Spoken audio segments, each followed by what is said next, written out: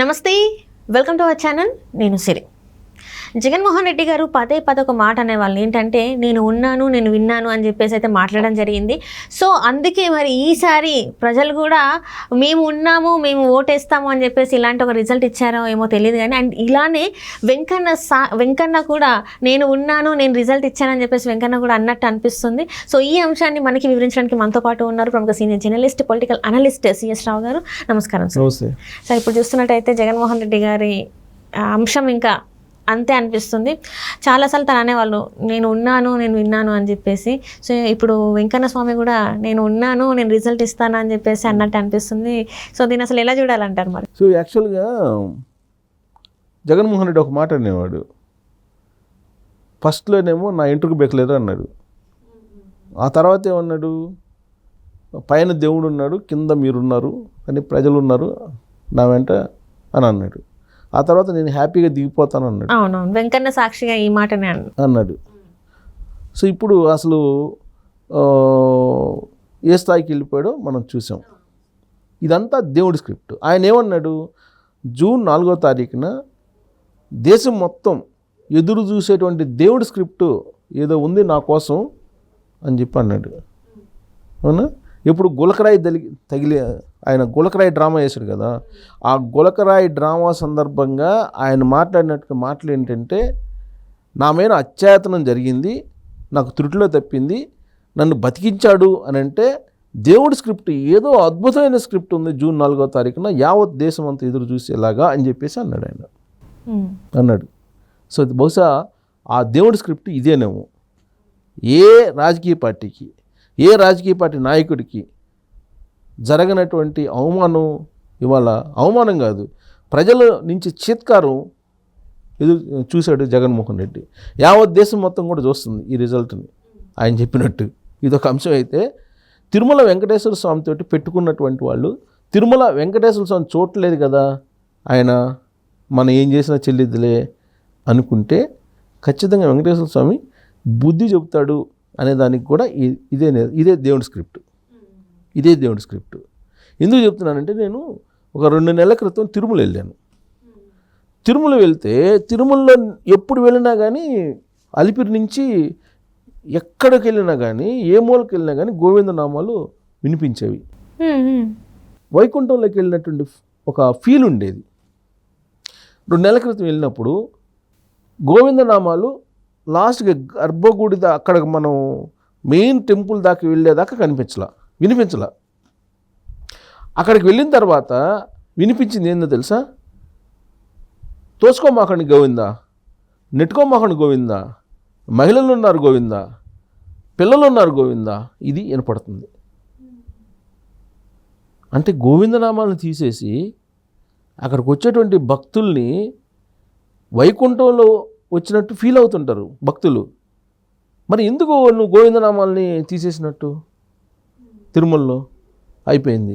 అది అయిపోయిన తర్వాత దర్శనం సరే చేసుకున్నాం, అయిపోయింది. వచ్చేటప్పుడు మేము క్యాబ్ బుక్ చేసుకుని వస్తుంటే డ్రైవరు అడిగారు.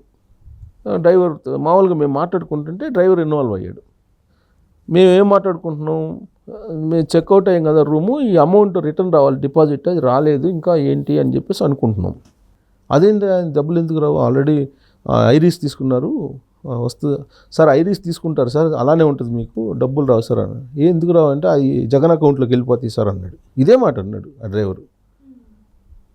అట్టెల్లవులే, ఎందుకు వెళ్తే ఊరికే చెప్తావు అని అంటే, సార్ మీరు తెలియదు సార్, మీరు ఎక్కడి నుంచి వచ్చారు అన్నాడు. హైదరాబాద్ నుంచి వచ్చి. అందుకే సార్ మీకు తెలియదు, మేము రోజు ఇలాంటివి చాలా చూస్తుంటాం సార్. అసలు తిరుపతి కొండ మీరు వెళ్ళారు కదా సార్, ఎట్టుంది సార్, అంతకుముందు మీరు వచ్చుంటారు కదా, ఇప్పుడు ఎట్టుంది అప్పుడు ఎట్టుంది సార్ అని మొదలుపెట్టి 30 నిమిషాలు చెప్పాడు ఆడ జరుగుతున్నటువంటి అరాచకాలు. కిందకు వచ్చేదాకా చెప్పి ఒకటే మాట అన్నాడు, సార్ కొండకు వచ్చిన వాళ్ళు ఎవరు జగన్మోహన్ రెడ్డికి ఓటేయరు సార్ అన్నాడు. అంటే నీకు అధికారం ఉంది కదా అని చెప్పేసి ఒక క్రిస్టియన్ని చైర్మన్ చేస్తావు, నీకు అధికారం ఉంది కదా అని చెప్పేసి ఒక రక్షణ శాఖలో ఉండే ఎస్టేట్ ఆఫీసర్ని తీసుకొచ్చి ఈవోని చేస్తావు. ధర్మారెడ్డి తప్ప ఎవరు లేరా ఈవో చేయడానికి తిరుపతి దేవస్థానంలో? రాజశేఖర రెడ్డి బతికున్న రోజుల్లోనేమో ఏఈఓ తీసుకొచ్చాడు ఇదే ధర్మారెడ్డిని. జగన్మోహన్ రెడ్డి ముఖ్యమంత్రి కాగానే ఈయన తీసుకొచ్చి పెట్టారు.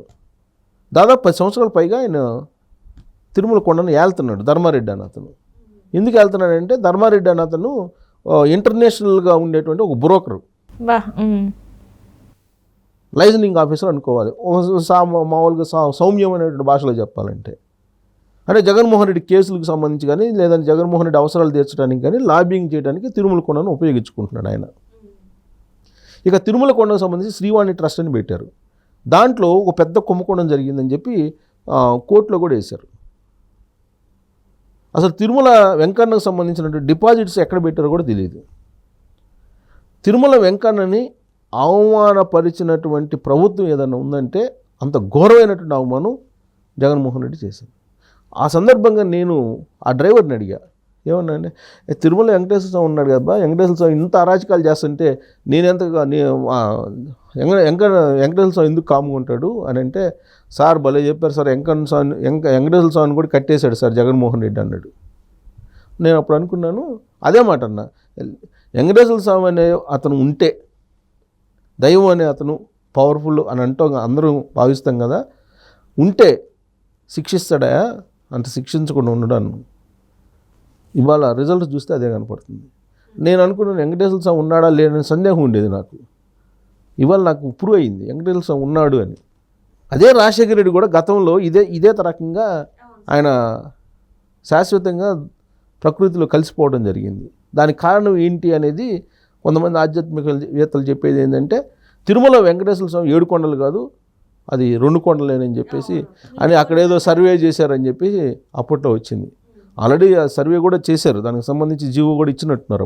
అప్పుడు నేను కూడా రిపోర్టింగ్లో ఉన్నాను, ఇచ్చారు జీవో అయితే ఇచ్చారు. తర్వాత దాన్ని సర్దిద్దడానికి ప్రయత్నం చేశారు. అప్పటికే జరగాల్సిన నష్టం జరిగిపోయింది, దేవుని ఆక్రోశించారు. ఇప్పుడు జగన్మోహన్ రెడ్డి జెరూసలాము సంబంధించిన ప్రచారాన్ని కూడా తిరుమల తిరుపతి దేవస్థానానికి వెళ్ళేటువంటి బస్సులు టికెట్ల వెనక ప్రచురించారంటే వెంకటేశ్వర స్వామి బహుశా మాట్లాడకపోవచ్చు, చూస్తుంటారు కదా. పింక్ డైమండ్ దొంగిలించారని చెప్పి చంద్రబాబు నాయుడు బద్నాం చేసి ఆ రోజున దించేశారు కదా. ప్రధాన అర్చకుడు రమణ దీక్షితులు బద్నాం చేసి చంద్రబాబు నాయుడిని జగన్మోహన్ రెడ్డి పక్షాన్ని నిలిచాడు. సీన్ కట్ చేస్తే రమణ దీక్షితుల మీద కేసు పెట్టించాడు జగన్మోహన్ రెడ్డి, ఈయన జగన్మోహన్ రెడ్డి హయాంలో. అంటే వెంకటేశ్వర స్వామి ఒక తిరుపతికి దేవుడు కాదు, ప్రపంచానికి మొత్తానికి కలియుగ దైవం.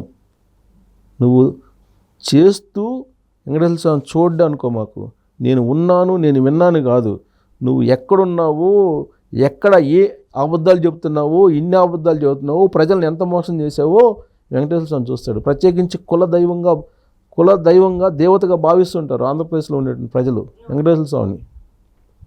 కాబట్టి వెంకటేశ్వర స్వామి ఉన్నాడు, వెంకటేశ్వర స్వామి విన్నాడు, వెంకటేశ్వర స్వామి రిజల్ట్ ఇచ్చారు. ఇదే దేవుడి script. Right sir, right. Thank you so much sir.